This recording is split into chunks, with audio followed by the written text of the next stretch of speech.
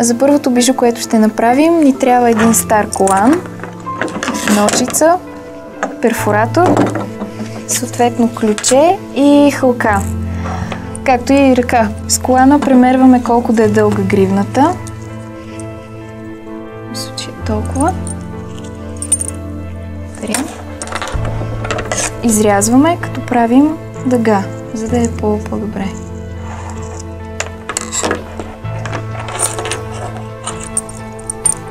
Правиме малка дупчица с перфоратора, за да може после да се закачва.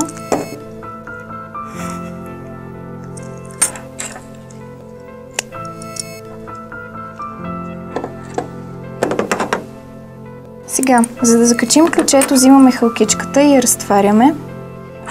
Пъхаме хълката в катарамата и за нея закачваме ключето.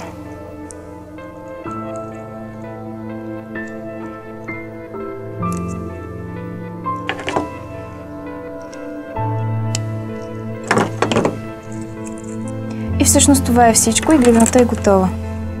Направихме това бижу в подкрепа на Key to Free, кампания на А21 за борба с трафика на хора.